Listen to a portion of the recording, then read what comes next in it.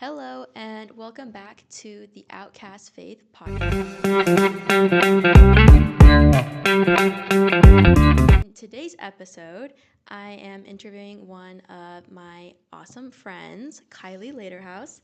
And me and Kylie have known each other for a couple years now. We met on a mission trip to Costa Rica. So here's Kylie. It's nice to meet everyone. I'm super nervous because I've never done anything like this before, but just a huge thank you to Faith for setting all this stuff up. Like, it's crazy how much behind the scenes stuff I'm seeing already of like what it takes to make this work and all the communication stuff between the both of us too to try and just film one episode. So thank you, Faith, for inviting me and having me here on your podcast. I'm really excited, and thank you for all the work that you're putting into it. Yeah, of course. I'm so happy you're here. So let's just jump into it. Give us a little intro of yourself and what you're doing in your life right now. Right now, so I am a fresh graduate from Ironwood Ridge High School. So I just graduated in May, and in the fall, I'm starting nursing school at the University of Arizona. As of right now in the summer, I'm working as a lifeguard at the Oro Valley Aquatic Center, and um,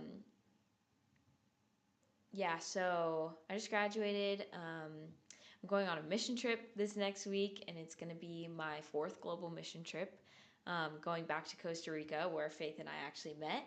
And right now, I'm just really, working on growing and strengthening my relationship with the Lord and seeing wherever He's leading me. Because honestly, I always had this idea of like, oh, I'm, 18 years old, like I'm gonna have this all figured out, and that is completely a lie. So I feel like, yeah, I'm just working through that right now. I'm a runner, and so I do, cross country, track, all that. So that's, um, I guess, what I enjoy doing and where I'm at kind of right now. So. Awesome. Okay, tell us a bit about when you were growing up. Were you raised Christian? I was raised Christian, so that's something I'm really grateful for. Is like it's never been a question for me of like, is God like real or not? Because that's just how I've grown up. Like from as long as I can remember, you know, God has always been a thing. My dad really did a lot to make that happen, and he grew up Catholic and stuff, and then he walked away from the church actually because of that, and ended up being an atheist, and just his journey, God was bringing him through that journey kind of in a time in my life I can't even remember from. And so my parents got separated and then divorced when I was 6 or 7 years old. And my dad was coming down here to Arizona and was like away from us for a while.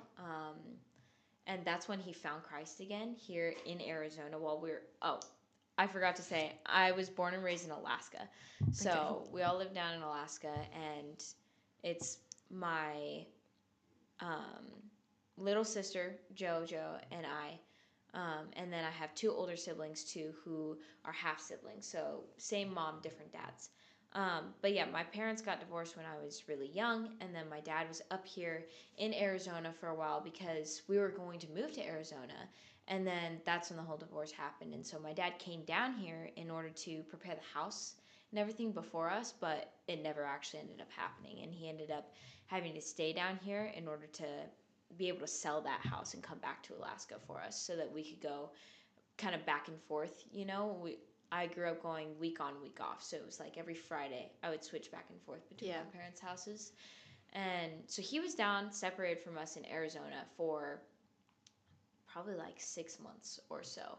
And I was only living with my mom at that time. And during that time is when he found Christ again.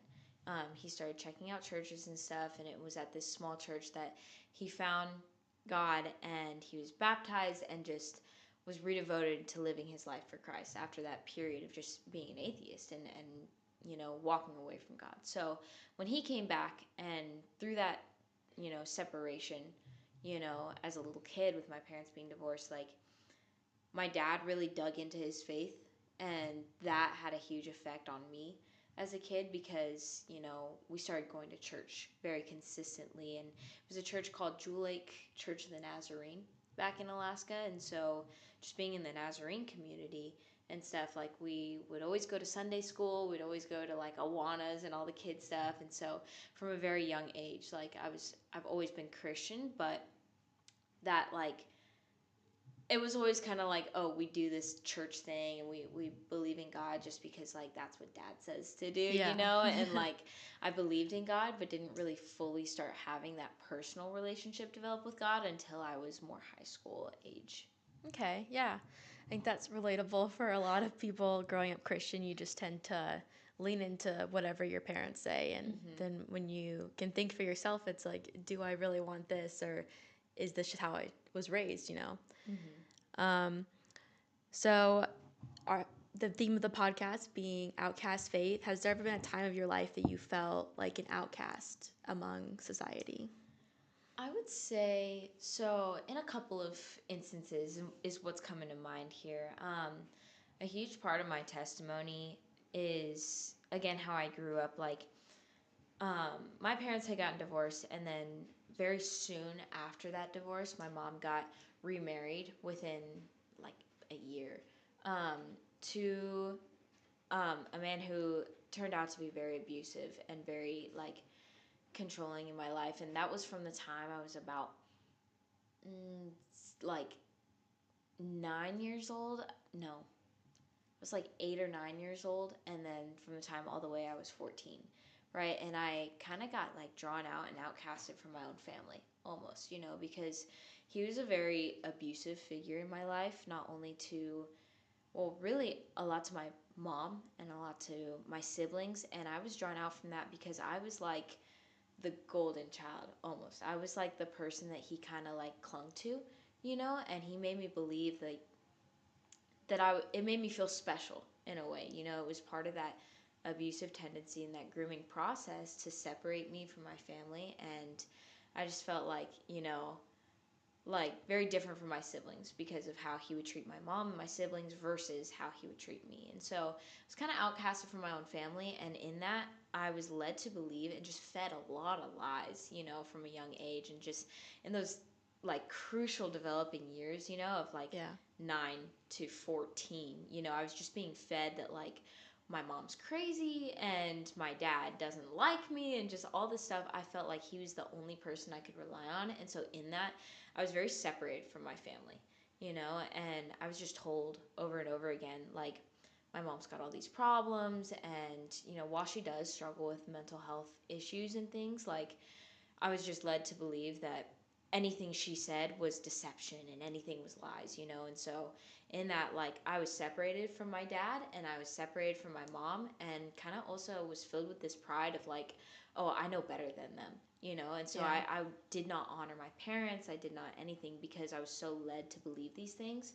And so I was really outcasted and separated from my own family in a way, and so that just was a very big root of a lot of issues in my life, and then the other instance I can think of is like that was kind of like my leading into Christ, that was kind of my before Christ era. Yeah. But and then post, like, as my testimony continues growing and stuff, there was a time, my it came to a point in senior year where I started to feel like that outcast again, because throughout high school and beginning in 8th grade, I always had the same best friend, and I was just like, all right, I've got my person, I'm good. And I've got my boyfriend, Matthew, who we're almost together 2 years now. And so I've always had him too. But like by the middle of my senior year, um, big fallout happened. Not going to get too into it now, but my best friend and I, like, we parted ways, and she was like the only friend I had for a long time. Like, I had other friends and stuff, but it was like this is the person I spent all my time with and stuff. Yeah. And following that relationship, I started to feel very lonely in school because Matthew, he's a grade above me, so he's at the U of A, and I'm still in high school, and just I started to feel this pointlessness in school and things. And like I had friends, but it was more like acquaintances in Yeah. SA. You know, it's like I had friends in all my classes and I would talk to people, But you're not you close know. with any of them. Exactly. But I started to realize and feel this outcast like feeling when it came to like, you know, everyone's sitting at tables or something and it's like, oh, there's no other seats. Like, Yeah. I started to think like, wow, nobody's like thinking to save a seat for me, you know. And I just, and in my faith too, like I always felt like I was in between groups, you know, because I was never into like drinking or partying or anything like that in high school. And so like people just knew that wasn't who I was. So I never got invited to things like that, which Yeah. praise the Lord for that. I'm grateful. But, you know, I wasn't part of that group and I wasn't part of this group. Like I was a smart kid in high school, but I wasn't part of like the smart kids group, you know, like there's all these cliques and stuff. And I didn't really end up fitting into any of them. And so by the end of my senior year, really digging into my faith, I was starting to realize that, like, wow, I just feel really lonely, you know? Yeah. Like, I feel like I still need to find my people, and I feel like I'm, you know, just in this weird spot where it's like, I'm not going to do that and stuff, so I'm not part of this group or that group, and I just feel kind of stuck in, like, this bubble of, like, I really feel like I don't have that many friends, you know? Yeah. So, yeah, I guess those are the two times in my life that I would identify with that kind of outcast word. Yes, definitely. Um, how do you feel that God is using that experience of being an outcast by society or some of your life experiences that you've shared to bring about something better that you're achieving for his kingdom? I think a big part of my story is, you know, just a buildup of pride, and I carry so much weight into what others thought about me for the longest time, you know, and it's still a problem that I'm rooting out, you know, that God is, you know, helping me to develop, and it's a definitely a journey, you know. Yeah. But I've always cared so much what other people thought about me, you Mm-hmm. know, and it wasn't until recently that I started to break away from that. And so I think where I started to feel like an outcast in like high school and stuff, I was just so nervous to share with people or talk about my faith and stuff, and I was very nervous about that because I'm like, you know, none of these people really care, and like, I don't know. I just felt like, um, sorry, I'm losing my wording That's here, you're but good. yeah, just I didn't have a lot of like super close people, and so like breaking out and doing something different, you Yeah. know, is definitely hard. You know, Yeah. it's not easy to like kind of be the weird person in high school and like, oh, Yeah. what is she doing and stuff. Like I cared so much about what other people think. It took a long time to like break out of that bubble and start being like the crazy Jesus person that Yeah. people know me as now, you know? So, yeah, I think a lot of it is just like feeling uncomfortable because I cared so much about what other people thought, you know? Yeah. And that was really rooted in, again, where those crucial years developing with my stepdad and stuff, like, just made me think and really reinstated in me like I have to be good enough for people to love me, you know, Mm-hmm. or else I'm going to get left, you know, or Yeah. else I'm going to be abandoned. Like I'm not good enough. I have to try and try and try, and I always like just carried so much weight in what people thought about me that it was very difficult. Like I kind of always kept God at this arm's length for a while, you Yeah. know, where it was like easy when I was around like Christian people, you know, to talk about God and be like all gung ho over. Yeah. I was like D1 Pharisee, you know, I was Yeah. like, yeah, got this, got that, like all this stuff. But then um, when I was around those other friends that were more like the gossiping type or the cussing type, at that point it was like I kind of quieted down that part of me so I could more fit in, you Yeah. know. And that's in those groups is where I found myself gossiping, where I found myself cussing, or where I found myself being more lenient on things that, you know, I knew I shouldn't be doing, right? But Yeah. I just wanted so badly for people to just see me in a good light and think good of me that I would heighten or dampen different values of mine in Mm-hmm. order to fit in. And so I feel like, you know, just I feel like the root of feeling like an outcast is just, you know, not really feeling like part of the group. I always wanted to be part of the group, and I always cared so much about what other people thought. So I would say that's how God's been using that in my life, is just breaking me out of that shell of like, you know, I know who I am in Him. I Yeah. know that like the really the only opinion that matters is His, right? And so it's like, if I'm living for God, like, why should it matter? Yeah. Like, I'm living for him. Like, to live is Christ and to die is gain, right? Yeah. So at this point, it's like, all right, whatever you want me to do, like, I'm gonna do it at this point, Yeah. because like, I wish I could put into words how much better, like, life is with Jesus at the center. And Yeah. like, sometimes it kind of, you have to be the outcast to make that known. Yeah. Because we are not supposed to conform to the ways of this world. We have to watch out for that. Yeah. And so it's going to be different. And so that's taken a long time to warm up to. It's kind of like jumping into a cold pool. So yeah, I guess recently that's kind of where God's been working in that, of just like, do it.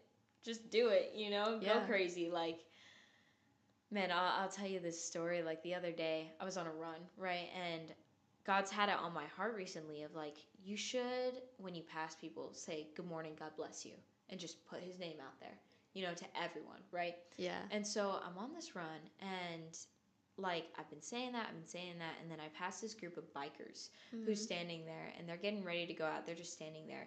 And I just felt like Jesus pouring, like, in the Old Testament, it'll say, like, and the Holy Spirit, like, came upon him. I felt that in my run. And it's just like, I said, "Good morning, God bless you." And then I was like, these people are going to think I'm crazy. But then I yelled out, I looked back at them and I yell out, I was like, "Did you know Jesus is alive?" And like, it's just like, I felt like the Spirit leap inside of me to say that. I was like, "Did you know Jesus is alive?" And they're like, "Yes, he is." And I was like, "Hallelujah, like, he is risen, amen." And they're like, "Amen."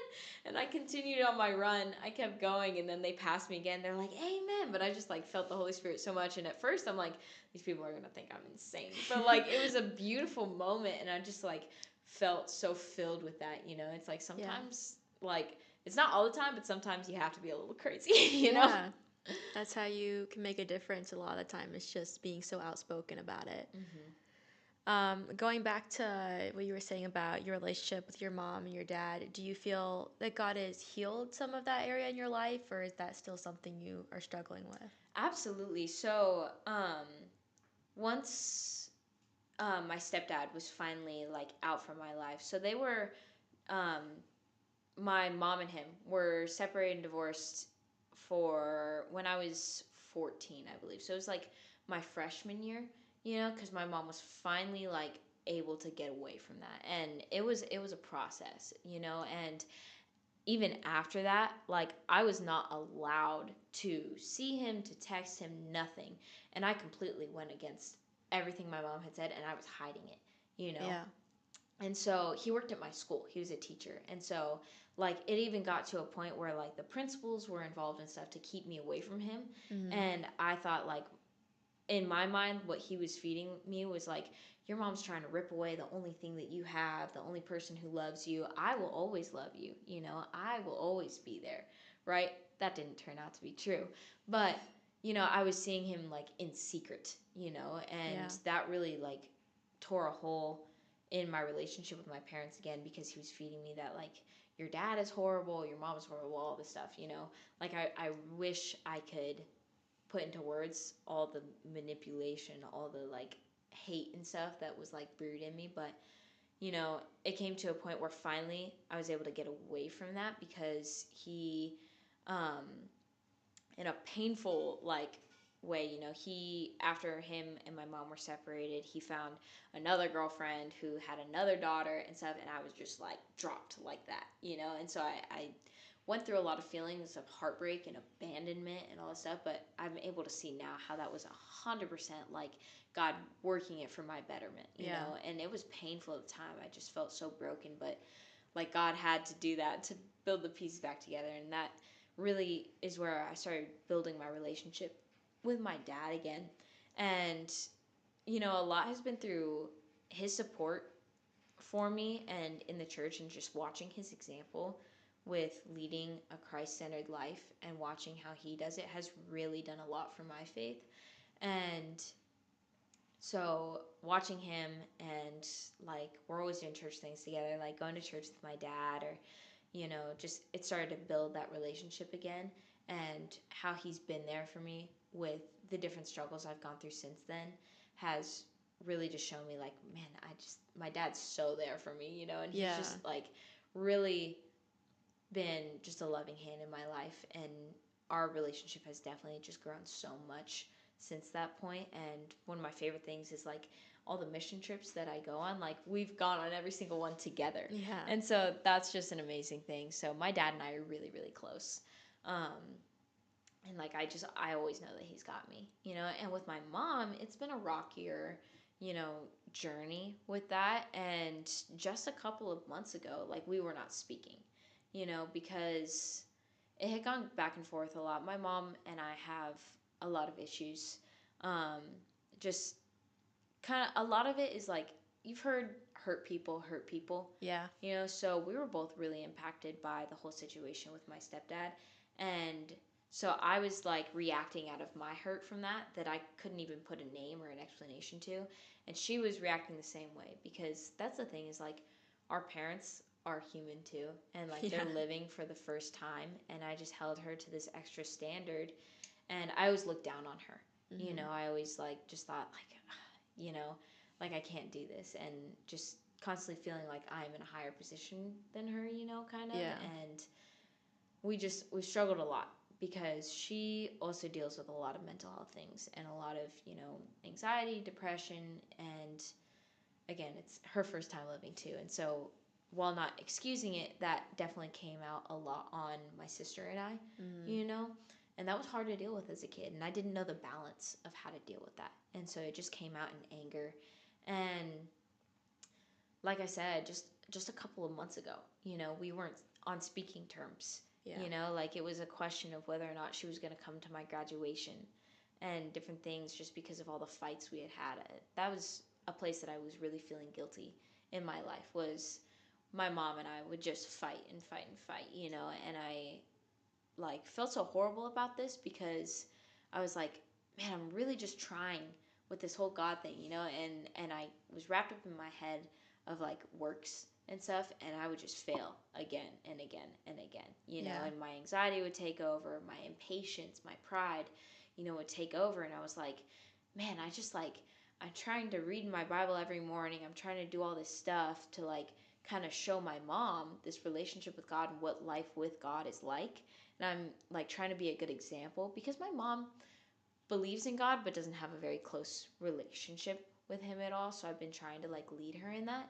Yeah. And I just found myself like falling flat on my face again and again and again, and just I would feel so guilty of like, oh, I messed up again. And I was trying to like force this fruit, Yeah. and I was like, if I could just be good enough, if I could just be a good enough Christian, if I could just do this better, maybe like our relationship would get better. But I just fell flat on my face again and again, and we would just fight, and so it took a long time to like. And then once I turned 18, I stopped going to her house, and I lived solely with my dad. And we weren't on speaking terms. Like I couldn't even come to her front door without just like panic attacks and stuff. Like just I can't even really put into words why. Like I can see now it's the devil, where he works in and works lies into situations, and he was using that to just grow this fear in me, grow anxiety, and just part our relationship, But it was actually from I started going to this young adult group, meeting, and it was through one of the lovely, lovely girls there. Her name's Maria. She was sharing, we were talking about Matthew 5 and talking about forgiveness, and she was sharing kind of her testimony with that a little bit. And um, through her speaking and stuff, it was laying on my heart so much of like, you need to reach out to your mom. Like you need to talk to her again. You need to forgive. And I was talking with Matthew on the car ride home from that group of like, I know God's convicting me to forgive, but I can't. Like I can't. Too much has happened. I feel like I'm not there yet.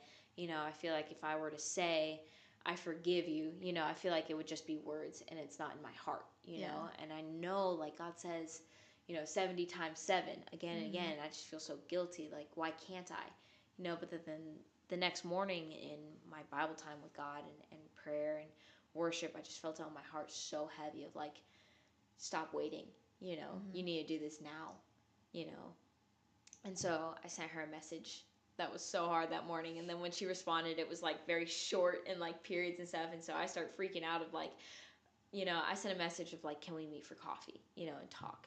And I was like freaking out all day. I was like, I can't do this. I can't do this. I don't know what I'm going to say or what's going to come out. Like, Lord, please put a handle on my tongue, because I know so many times I get myself in trouble by saying things that I don't mean. And so that was just, I was like, how do I cancel and get out of this? But God was like, no, now. And so I'm praying over it and just like, God, this has got to be you, because obviously it's not me. Because every time, like, I just cause more issues. Like, I need you, and so that was a very humbling moment of just like, I can't do this on my own. I need God to do it for me, because like I've tried again and again and it never works out. And I actually reached out and contacted that girl Maria again and asked her to pray for me in this situation, and she just lifted me up in beautiful prayer. And I got there, and it was, you know, every time I saw my mom, like my heart would just get clenched with anxiety, like that fear in my chest and stuff. And like walking into that Starbucks to see her again, it just like, it was like a weight lifted off. And we just hugged and talked for the next hour and 45 minutes, and were able to really just talk and enjoy each other's company again. And it was just a beautiful moment, because it's not something I could have ever done before, on my own. So in that, like, I was able to forgive my mom, and she had forgiven me. And so since that point, I'm still living only with my dad, but our relationship is continuing to grow because of what God's doing there. And so, and it's a beautiful, that's a testimony itself, because it's like every time I tried to fix our relationship, it would just crumble again and again. And so he really had to show me that, like, I can't do it in my own strength. And so with that and giving that over to him and really surrendering that to him, our relationship has changed a lot in the past couple of weeks here, just recently. Yeah, that's so amazing. You were talking a little bit about your struggle with anxiety and panic attacks. How has that played out in your life? That is like big old testimony right there. So I just like, I've definitely always struggled with depression and anxiety, and it started to take over a lot in my life. Here, I'll start where I really started to see it. So I kind of, like I said, started to grow into this personal relationship with God in high school, right? I can definitely, like, I can significantly remember in my life, it was, I can remember the summer, I think it was right before my freshman year of high school. The summer before my freshman year is when I really started reading my Bible for the first time, and I just like, it was like a new light opened up. I had never done that before, and so I just remember, like, I was reading my Bible for the first time, and it just felt so good. And like, I was reading my Bible and doing workouts and stuff with my mom and just worshiping in my living room. I remember that as like the first time that I really like felt it and felt his presence. But it was very like wavering. Again, I was like kind of hanging with crowds where it was like kind of changed myself to fit in wherever I was, and I kind of kept God at an arm's length. It's like I felt it that summer coming in, but like it was like God was a part of my life, but God wasn't like my life, like the center. And so it was just kind of like, yeah, I go to church, I enjoy it and stuff, and I'll read my Bible and stuff, but like that's just kind of it. I wouldn't really like, I would pray before meals, but like that was my only prayer of the day. It's like, oh, we should pray before we eat. So that's where God was in my life for a long time, and I realize now it's not because of his farness, right? It's always because of ours. And so what really like changed that in my faith and where he like called me to more was Costa Rica in 2024, that summer. And I'll get to that in a moment, because first, all this stuff was happening with my mom and stepdad's divorce, which really broke me at the time. And I was like, what am I going to do? And I found a lot of safety and security in track in that time. Like, that's when I was playing soccer, and then I joined the track team, and it was just my biggest distraction. And I found a lot of joy in that, because I just joined track it was my sophomore year at this point. I joined track my sophomore year, and I just started out and like was really talented and really good at it. And I needed that, because I was like, I looked so much into like what other people thought of me, And so, like, oh, track is something I'm good at. That's something I can just pour everything into. This is Yeah. my distraction. It really, like, took me away from what was happening at home. You know, track was that safe place for me. And I just happened to be good at it, you know? And so I liked it was kind of where my pride started to get inflated, you know, Yeah. of like, okay, I'm good at this. Like, I'm, you know, good.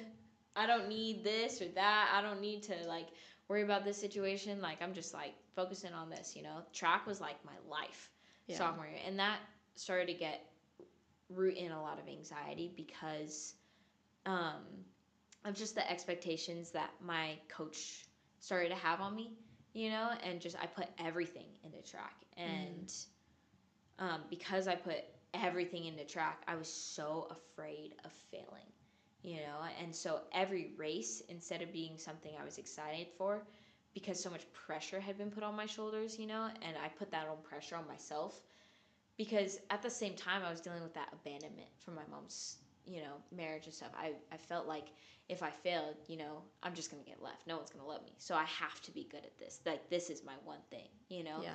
So I just poured everything into that. And then so every competition I would just stress myself out so badly. Like I would sit there on the field and like rip grass out of the ground and just like cry and cry and cry and be so anxious. But then every time I did well, you know, it'd be like, yeah, like fill me up, you know, but anything that's not God, right? It's gonna Yeah. fill you up and then just dry out, right? It never holds. It's you know, it's not that living water where you don't thirst Yeah. again. It's just fill my cup and then it's gone and then it's gone and it's like chasing the next high, you know. So every time that I did good, I was just like so built up, and then it was just anxiety again and again Yeah. and again, and so um, just that's where I see anxiety really start developing, you know, is through that track season, just those expectations of myself of like, oh, like I feel like my mom and dad don't love me. I've got nobody, like, so I have to be good at this or else like it's donezo for me, you know?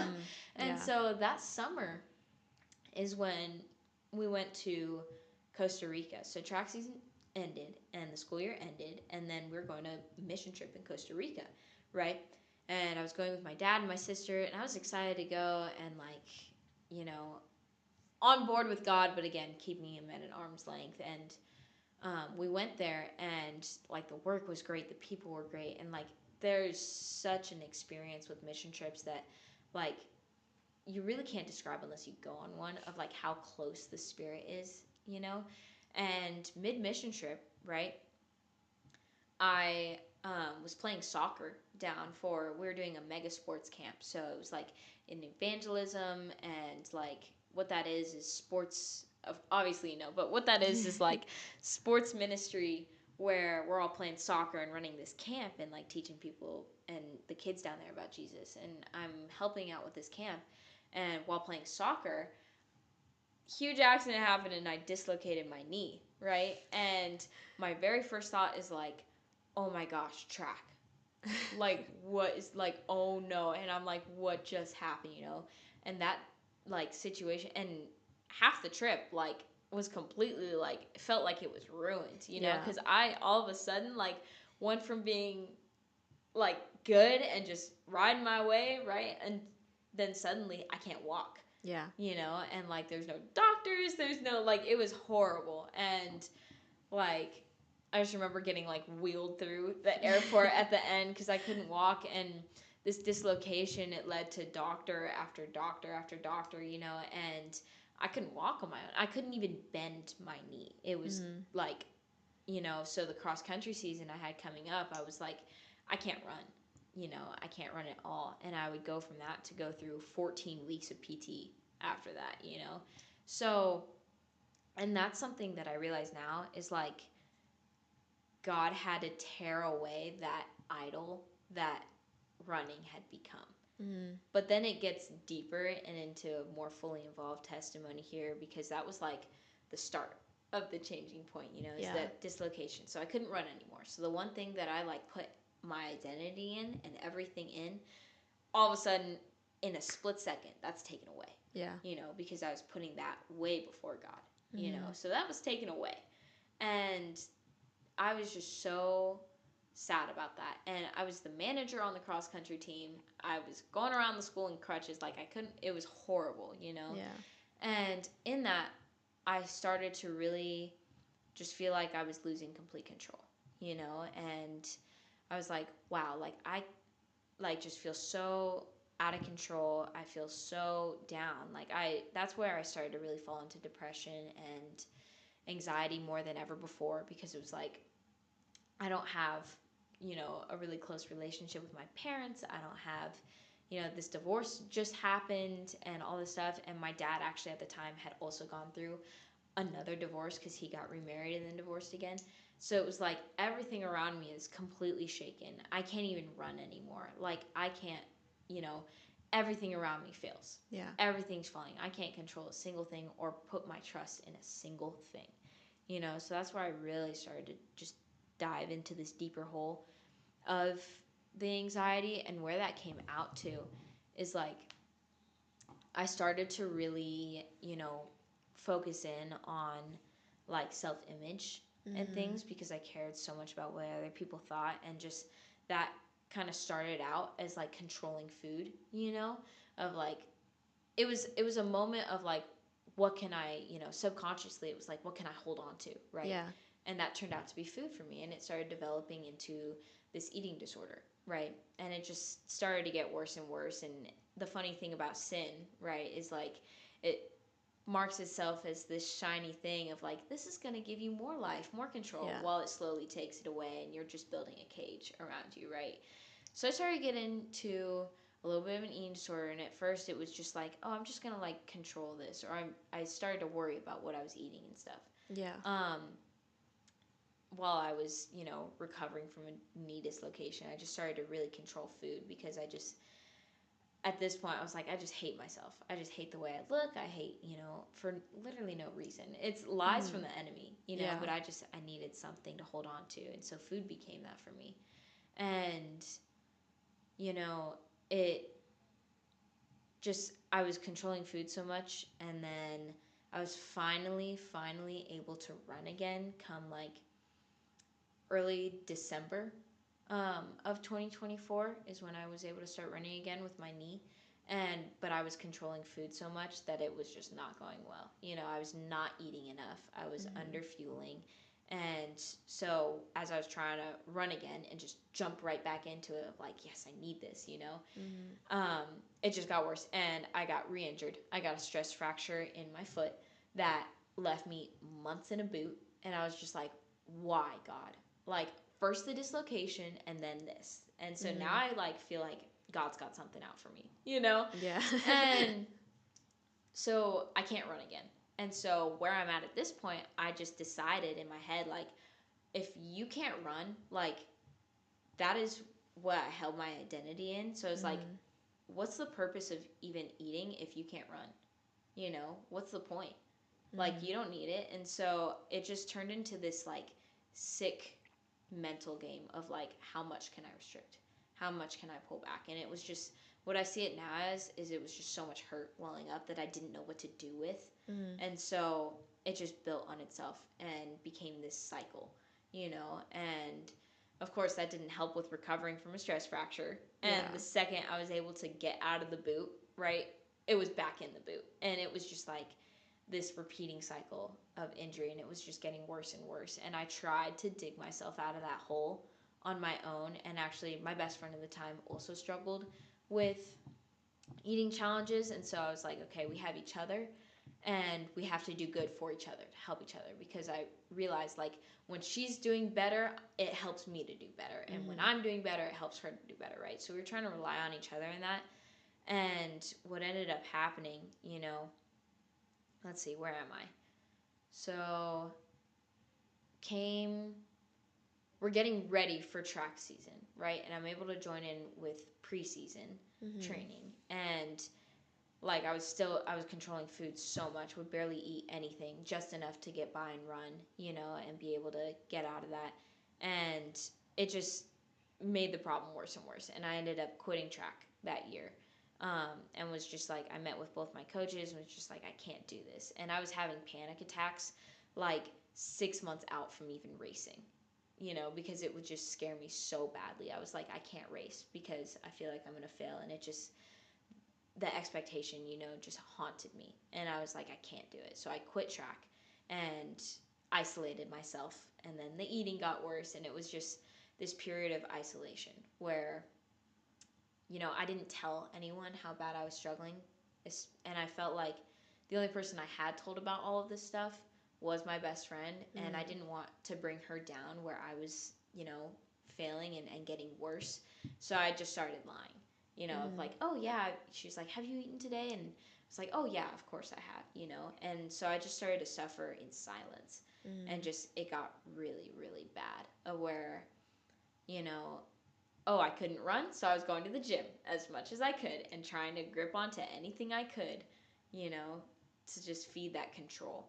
And the injuries just kept coming back again and again, and food just kept getting worse. And I just dug this horrible hole for myself, and it came to a point where it's like I it I got so sick at a point where food just became an absolute fear of mine, that I got so sick that I didn't want to get better, because getting better would mean I had to like eat again. I had to try.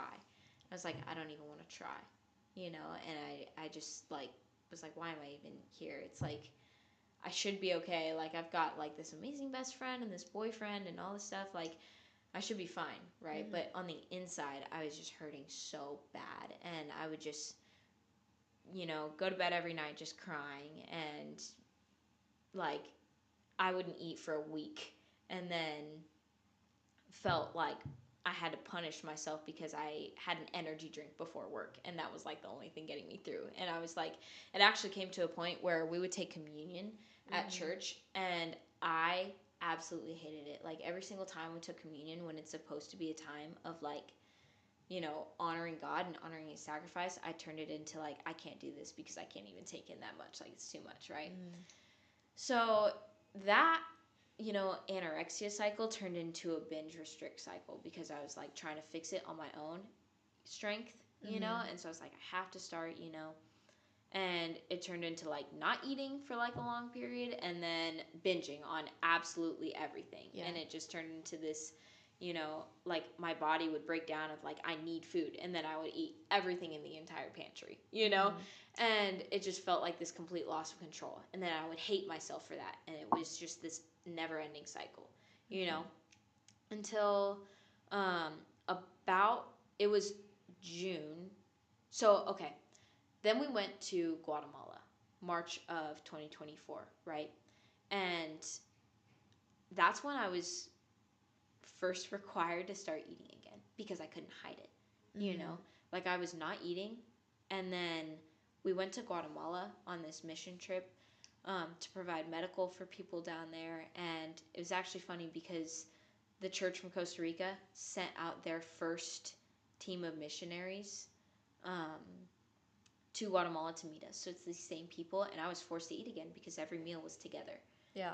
And that was really hard, but it got me to start eating again, and come June when we came back is when I was finally able to start joining and running again. I was like, okay, I think I'm ready. I want to do this, So it was summer preseason training for cross country. And like, in all this is where, you know, the summer continued to be hard because I kept trying to do it on my own. It was like this roller coaster with God, it would be a high and then a low. And it really wasn't until the point was made painfully clear that like, I cannot do this without God. He has to be the one to do it, that I was able to get out from that, because this summer I was like, okay, I'm good now, right? Yeah. I just wanted to be like, boom, you're healed, it's done, right? But faith is not like that. It's a journey. It's you're purified through the fire, and so finally with summer training, it was like, okay, I'm eating again. And I started to track every single thing I ate so that I would eat enough. So I was like, I'm eating again, so that's fine. But it just continued the cycle of, I was overworked and I was just striving and striving and striving, you know. And then come cross country season of 2025, okay, this is the start of my senior year. Oh my goodness, like, this past year has been insane for faith, but basically where it started, I had gotten through all of summer training and I was trying to do everything right, get all my sleep good, and it exhausted me. Like it came to moments where I was just still dead in that depression, and I would cry every night, and like the only way I could sleep is if I put on Dwell. This app Dwell reads the Bible to you, and so the only way I could sleep ever is if that was playing. Yeah. Otherwise, I wouldn't sleep, and the only way that I could like make it through getting up in the morning was I had sticky notes on my mirror. And it's why Isaiah 41:10 is my favorite verse. I had sticky notes across my mirror because that time was so painful, and it said, "So do not fear, for I am with you. Do not be dismayed, for I am your God. I will strengthen you and help you. I will uphold you with my righteous right hand." Mm-hmm. And like I had to read that to myself over and over again every morning, and after Guatemala is when I finally told my dad and asked for support with all the eating stuff, and he was able to come in and really just reinstate that fact that like you need Christ. Like I remember sitting in a grocery store parking lot one time just sobbing to myself of like, I can't do this. I'm never going to be normal. Like I've dug such a hole for myself. And I remember my dad telling me like, I don't know how, I don't know when, but God is going to use this one day. Yeah. One day. You just have to have faith. And so it was the start of cross country season when all summer had been going good. I was really wrapped up in this control, and all of a sudden I'm injured again. My hip flexor this time goes out, and I'm like, what is happening to me? Like, I'm eating, so why am I getting injured? Yeah. And so it was just another moment of God was just like, okay, you need to trust me. But this time was different because I really, through this journey of growth, this time was different because I really did just give it all to God. Mm-hmm. I remember crying and sitting in my truck of like, Lord, I can't do this without you. I need you. Mm-hmm. I need you. And man, did he make a way. I was out for like a third of my cross country season on the bike and just trusting God, trusting the process. And it actually brought me closer with one of my now best friends, Sophia. She also had the same hip injury and she was on the bike. And so that grew our relationship, which is something that I didn't realize that I needed, but God was building away. Mm-hmm. He built that because as my best friend and our relationship came apart, he knew I would need Sophia. Yeah. And so in that time on the bike, we were able to grow our friendship, and God was able to use that, And so instead of just being dug deeper with these issues, I was starting to see like, okay, God's using this, Mm-hmm. And so I just trusted God and started really just giving him my running. I was like, okay, God, I can't do this on my own. Yeah. Something could happen. Anything could happen. When I compete for you and you alone. I'm going to pray before every single race. I'm going to bring my Bible to every single race. I'm going to spread your word and your love as much as I can, and God honored that. Even Mm-hmm. though I was injured for a third of the season, I was able to race and compete, and my anxiety was taken away. And like I was running like I never had before, and I was finding new strength that I never even had before, and just throughout the season, he continued to make opportunity to spread his love and to get that in return, Mm-hmm. whether it was praying with teammates or just praying before every single race or all this stuff, And it came up to the point of state where the week before state, my hip problem started to come back. And I had the worst race of my life at divisionals, literally a week and a half before state. And I was just like, God, I trust you. I trust you. I trust you. And through that race, I was put in for state, you know?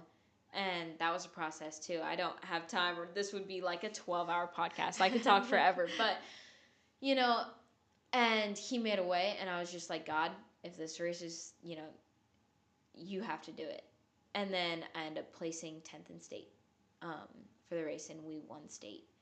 Uh, just and it was beautiful too because we were praying beforehand with our biggest competition, and we were praying, glorifying, praising God after. So it's just a beautiful journey of like, okay, I'm trusting you. Like, I know you can do it. And then even through the injury, I was able to find success. Yeah. Because every victory belongs to the Lord, right? Yeah. And then I was really nervous for track again because I was like, I don't know how this is going to go, but I trust God that you've got this. You've got me, And this brings me now to Chile. because Chile was a mission trip that I took in March that really changed a lot of my view too. Because the first time I heard about Chile was in Guatemala, March 2025, right? And I was like, you know, I feel really called. Like, I really want to go on this trip. I really just feel God speaking to my heart of like, you got to go to Chile, right? But at this time, the trip to Chile was in September. And I was like, I can't do that though, because that's mid cross country season. And I can't miss that long of training in the middle of season. I can't, I won't go, right? And so, as it turns out, they didn't have enough people for the trip. And so they moved the trip from September now to March, right? And I'm like, oh my gosh, like that's crazy. And my dad's going, and every time he talks about this trip, I'm like, man, I just really feel called. Like, I really need to go on this trip. Yeah. But I was like, I can't. Because now it's not even September. Now it's track season. How am I supposed to take a week off, excuse me, with track season? Like, I can't let go of that. I'm going to get injured again with the inconsistency. And, like, I felt very comfortable with food at this point because, and I still do, I'm still on this journey, but I track every single thing I eat, and so without that tracking, without that safety net, I had gotten to a place that worked for me, that was in my comfort zone, but a week in Chile meant I couldn't track or know anything I was eating. Yeah. And I very much became obsessed with like, everything has to be high protein, whole foods, no additives, no, like I wanted the very best out of my nutrition, So I was like, I can't, go to Chile because that's going to be a week of me not knowing, and I'm in my comfort zone, like I'm good, Yeah. And God continued to pull on my heart, right? And so come January, right, we had the OVCN missions meeting where they're talking about all the missions that are going to happen over the year. And I went in there praying, and I was just like, God, show me another mission trip that speaks to my heart as much as Chile does. Because I was like, I can't go to Chile, right? I was like, I really, like, show me another trip that's got, medical and Spanish speaking, because I speak Spanish. I was like, show me another one, right? And so I was just praying. I was like, anything but Chile, right? I laugh at it now because that's the funny thing is like, what's God gonna do if you say like anything but that one, right? That's the one he's gonna. Exactly. And so it was like, okay, anything, or make it on my timeline. That's the other thing I asked him. I was like, what about a trip over the summer when I'm not busy with my own stuff? Because this was also in the middle of school too. Like, it wasn't over spring break or anything. I'd have to take that long off of school and training and all. I was like, I can't right now. It's not a good time for me. And God took that prayer, and he probably laughed to himself, because that night with Chile, they're like, the trip is almost full. There's one spot left, right? There's one spot left to go. Yeah. I was like, that's kind of funny, And then I had two people that night come up and talk to me, and they were like, you're going to Chile, right? And I was like, no, I'm not. I can't. I'm busy. I've got this or that going on. To the point that I was feeling so called to go on it. I remember driving home from that meeting with my dad that night, just sobbing. Like, I was crying. Like, I was like, I feel so called to go on this trip, but I can't do it. Yeah. And that was a point that Lord said to me, just trust me.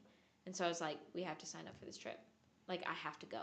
And so, like, thankfully, like, the Lord has blessed us with money and resources to be able to do stuff like this. And so that night, signed up and just was like, okay, we'll figure it out, And we signed up for my spot on the trip right there. They had to buy my airfare like after the fact because it was so late. I had already missed several mission meetings that were set up for this trip because I joined so late, but I was just like so afraid and just praying over it, and was like, God, track is yours.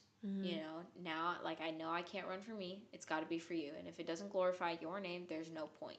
Yeah. So I'm going to take this break, and I know that you've got me, whatever happens. And this week in Chile, the week leading up to leaving for our trip was like my anxiety came back for the first time in a long time, like as bad as it had ever been. I was freaking out over this loss of control. But then I realized like I had built that comfort zone for myself with food, and God had to break me away from that. And I built this, I was still idolizing running in my life, just not as clearly as before. God had to break me out of that. And Chile just like was an amazing experience. I wish I could put into words just how much the Spirit was moving there. And there was a moment, there was a day that I met with this beautiful woman, Donna, right? And before the trip and stuff, I had made eye contact with her, a couple of times. She's got these piercing blue eyes, by the way. And, it's just like, I don't, like, there's just something about her, right? There's just something about this person, and she's kind of quiet and, like, I just prayed. I remember praying, like, God, show me what this, like, I feel like there's something here, like, I don't know. Like, we haven't talked at all on the trip, but there's just something about her. And it came to a point one of these days on the trip, we're in the clinic together, right? And just going about, and she starts kind of talking to me. And before, a couple of days prior, she had shared her testimony um, on the trip. And it really wasn't like her full testimony. It was a small story out of her piece. And she had shared to the whole group, like, I don't know why I'm here yet.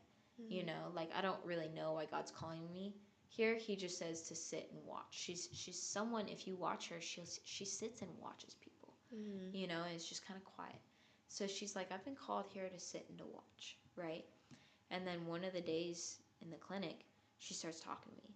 And then she starts telling me and flowing out these stories of her life. And before, like, I believed in God and stuff, but wasn't really so on par with, like, the angels and demons and, like, all those spiritual forces. This was the first time that God made it very clear to me that, like, all, like, angels, and she had stories of angels and just these incredible things that you wouldn't believe in her life. And she would have to tell you, to understand. But, like, she'd met angels in her life and, like, shown up to her and, like, just incredible stories, and just you could see the truth in it. I just felt the Holy Spirit so heavy on me, and she stared at me straight in the face and was telling me all these things of, like, God called you for more. God is calling you. God chose you.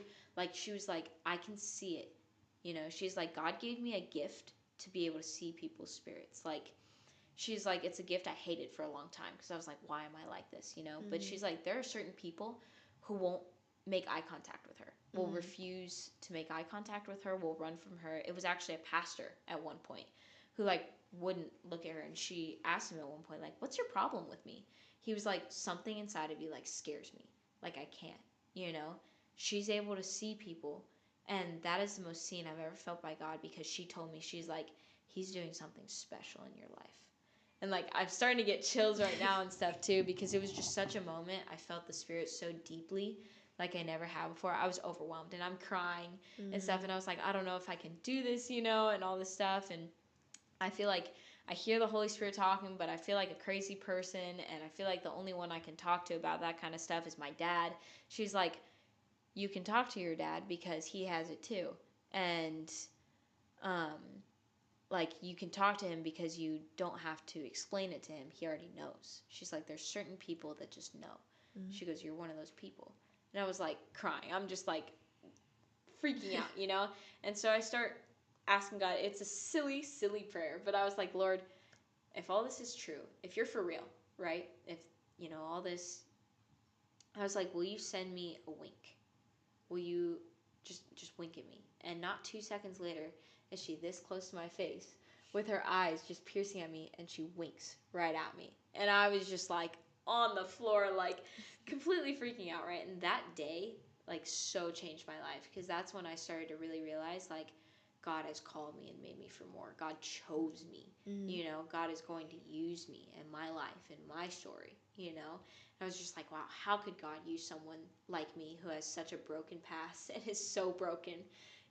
But I was able to come back from that trip, and even with the week off of training and track season, I came back and immediately PR'd on my first race back. And it was just an insane season that I was able to have, because I just, instead of fearing every single race in just that fear of failing, I gave every single race to God. I was like, Lord, this race is for you. And just the way he moved, has been moving in my life in the months since that day, and calling me to different things outside of my comfort zone, has changed. Like, I've been able to, like, communicate and hear the Spirit more clearly than I ever have before in my life. And it's just been story after story after story of how his spirit has been working. And a big part of that too is like the Lord using my lips and my mouth and stuff, because I'll go to talk to people and it's like sometimes I don't even remember what I said, you know, and I'm like, I don't talk very eloquently, and like I get really nervous. I don't like talking in front of people. I get all flushed and red, but like I've also recognized like the Lord will use my tongue and like speak, you know, and give me the words to say. I've never had to worry about what to say or not to say because He gives me the words. And like there's been several instances where it's just been a pull on my heart, like you need to pray with this person, you need to do this or that, and it's like I'm with you, you know. And so that's just been incredible and like such a huge point in my testimony, you know, and especially with track. And I just remember there was this one track meet that he spoke to me very directly. I was starting to get nervous again. It was my first one coming back, and he spoke to me and was like, so the day prior I was in the Bible and it had said like where Jerusalem will be, my name will be also. You know, I was like, that's kind of interesting. And the Bible recap that I'm going through was went into that and was like, the initial they had for God was El Shaddai, right? And so Shin is that first initial, and it kind of looks like a W. And I just thought that was interesting, and I was reading about it. And then I told my friend Sophia about it that morning on the bus ride. I was like, this is cool. Like, he said that where, you know, the temple would be, his name would be also, and that Shin, that W, is in the valleys of Jerusalem. Like, if you look up topographical view of Jerusalem, the valleys converge in this W that is Shin. And I was like, that is so cool, you know? Yeah. And like, so I was thinking about that, and then I told my friend about it, and then later we're getting ready for this race. And I'm kind of nervous, and I was just like, God, I know you got me, you know? And I hear a voice say, don't look at them, look at me, look up. And I was like, it was so clear that I was like, what? Like, I was like, so confused. And then I heard it again. Don't look at them, look at me, look up. And so I look up, and in the clouds is that same Shin initial. It's that same W. And I was like, oh my gosh. And I was so like shocked by it. I was like, am I crazy? And so I turned to my friend Sophia. I was like, remember that thing I was telling you about this morning? She's like, yeah. I was like, is that not it in the clouds right there? And I was like, oh my gosh. And she was like, it is. So that point was like so beautiful because I was like, I know God's got me. And I just felt this peace rush over me like I never had before, you know? And just every single race after that was just like, God, you've got me. I know you're here. I'm racing for you. And so I'd write, you know, Bible verses down my arms, and every single track meet, instead of being something I was afraid of, turned into an opportunity to pray with people, to pray over teammates, to just race for Him, you know? Like we would pray every single time we entered, you know, to start the race. I would pray with my teammates, my opponents, everybody, you know, of just spreading His name. And it truly became like racing for an audience of one, you know? And just in that, like, there's such a difference too that I can't even describe, you know? Like, and I've kind of turned it into a rant here, but like if I could just put into words how different life is with Jesus versus without, like, I just like, I know that it is my life's mission to let people know, you know, because it's like if you just had it for yourself, if you could see, you know, what He does. And it's not to say that like your life is just easy from that point on, you know, because that's something I struggle with too, is like once I get to this point in my faith or this point, like I'll be good from then on, right? But that's not true. Like struggles are still so real. I still struggle with eating, you know, to this day, but it's been a journey, and He's delivered me from so much, you know. But the work that He started, He's bringing out into completion. And like we are forged in the fire again and again and again. And it's not because we are perfect, and it's not because we're even good at all that He's able to do some incredible, amazing things. It's that He chose us and He loves us so much, you know, so deeply, that in our sin, He's able to reach down and dig us out, you know. And like the closer you get to God, the more sinful you feel, kind of thing. And it's like He's been changing my heart so much in so many ways that like I'm able to look back and see it, and I just like can't wait for where he's bringing me to, because I know it's just gonna he's gonna keep, you know, rooting out the bad and rooting out the problems, and he's gonna continue cleaning them up, you know. And it's just by his grace that I'm able to speak his name, by his grace that I'm able to just have the hope that I have now, because I'm not perfect, completely horribly imperfect, you know. But the fact that he's able to use that, and like I trust him, you know, like that is the one thing that I can say for certain, is that I trust him. Like every single thing, he turns out for our good, you know. So just that's just part of my story. Like I probably could tell 100 testimonies at Yeah. this point, and yeah, it's just insane what God can do. And the only thing he asks us to do is sit at his feet and be obedient. You know, just be open to wherever he's leading. And if it comes all of a sudden, like drop your bags and go. If Jesus says, "Come follow me this way or that way," like drop them and go. You know? And sometimes it's going to be like he's directly speaking to you, and other times it's going to be quiet and you're not going to know. But just like trusting that he's got you, and that, you know, my flaws have never been too big for God to love me. My flaws have never been too big for God to see me and bring me through, you know? And so, like, I continue to make mistakes, and it just astonishes me every single day of like, wow, God really just loves me and really like has wiped those cleans. We're fresh and we're clean because of the blood of Christ, you know? And so my pride was never too big of a problem for him to handle. My idolatry, you know, my selfishness, my impatience, none of that was too big for him to handle. And he's still working that through today. And just like, there's no greater thing than to just sit in his presence. Like, I cannot wait for the day that we just get to do that for eternity, you know, and sing worship and worship his name for eternity, because there's no greater thing, you know. I think, yeah, you have such a powerful story, and I think everyone that knows you can see how much God has changed in your life. And like, I knew you when you were in Costa Rica, and I thought you were amazing then, but it's like amazing to see God's like light shining through you. And something that everyone should know that she did not say is, when you dislocated your knee, she literally slapped it right back into place while she was sitting there like on the grass. She's like, "Oh no, my knee's dislocated. I'm just gonna pop it back in. Now you people carry me out of here."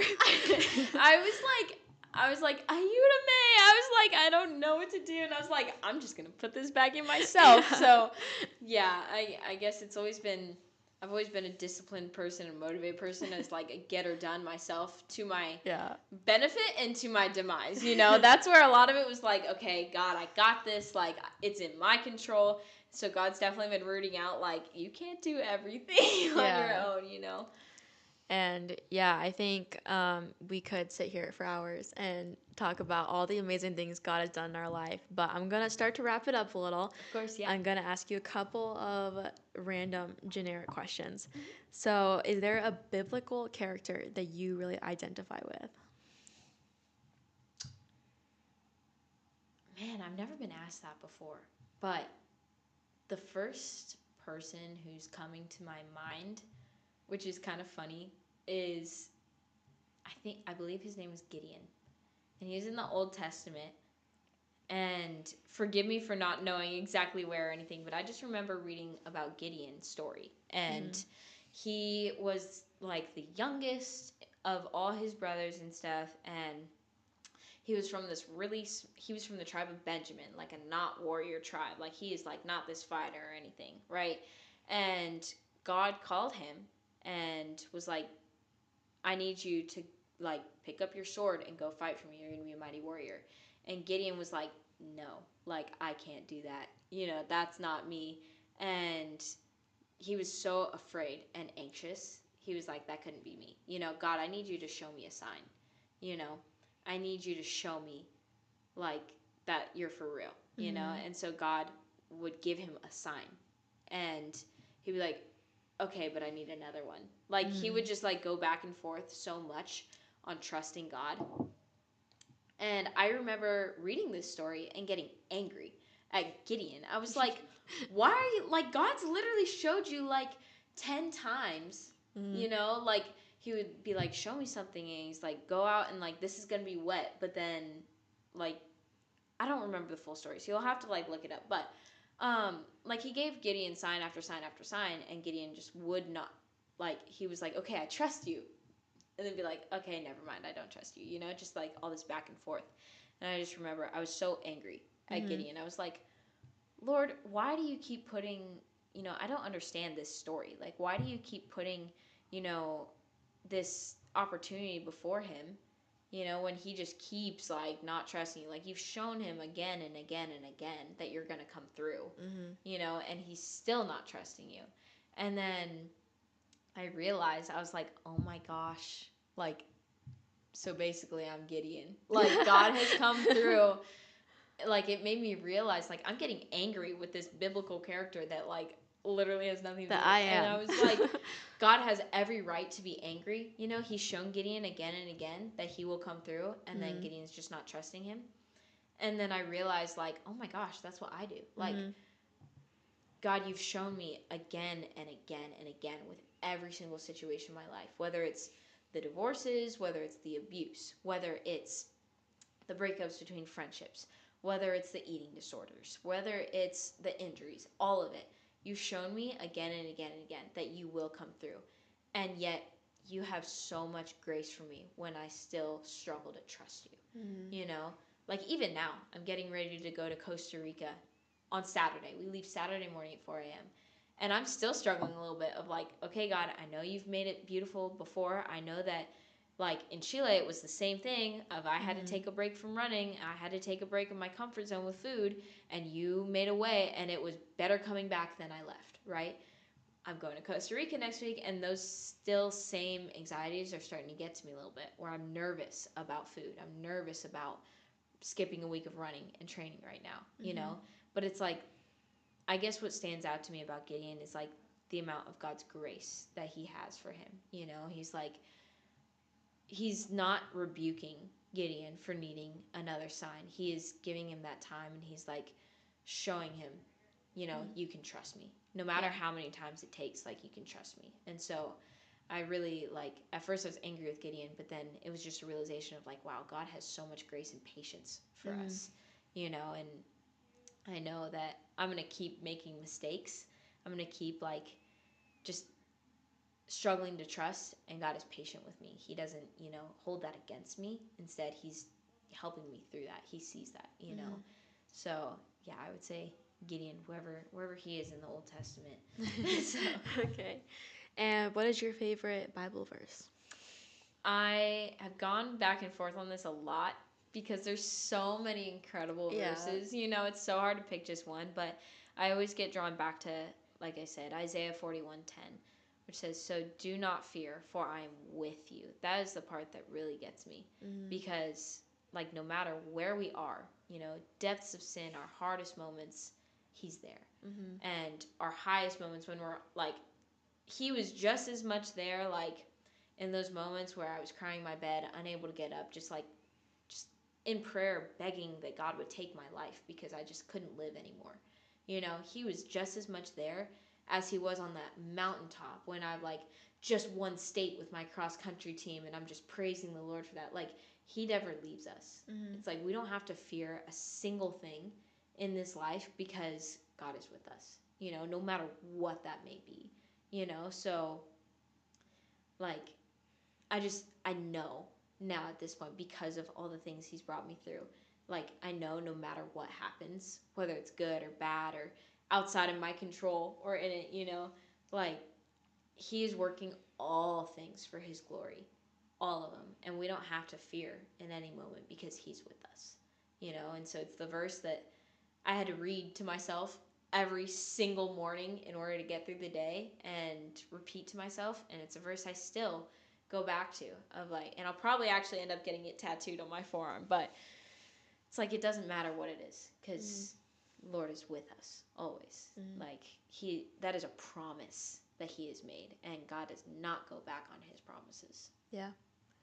Well, that was amazing. Thank you for sharing your testimony with everyone. And Something also to mention is that Kylie was helping me brainstorm names for the podcast, and she's the one who told me that I needed to put Faith in the title because my name is Faith, and It just works too well. I thought that was so obvious. I don't know why I couldn't come up with that, but thank you so much for being here, and I will see everyone else on the next episode. All right, thank